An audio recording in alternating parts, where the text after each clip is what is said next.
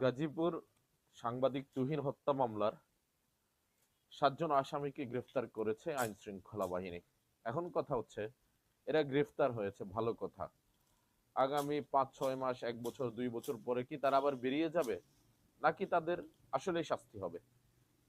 আমরা দেখি যে বাংলাদেশে অনেক অপরাধী আছে যারা শত শত নয়, হাজার হাজার অপরাধ করার পরেও গ্রেফতার হয়, কিন্তু তারা আবার মুক্তি পেয়ে যায়। যার কারণে এই অপরাধীরা আরো বেশি বেপরোয়া হয়ে পড়ে এবং এরা আগে যে অন্যায়গুলো করছে এর থেকে আরো মারাত্মক মারাত্মক অন্যায়গুলো করা শুরু করে দেয়। আমরা চাই যে অপরাধ করুক না কেন তাকে কঠিন শাস্তির মুখোমুখি দাঁড় করিয়ে দেওয়া হোক। তাদেরটা দেখে অন্যরা অন্তত যেন শিক্ষা গ্রহণ করে এবং অন্যায় না চিন্তা ভাবনাও যেন তাদের মাথায় না আসে।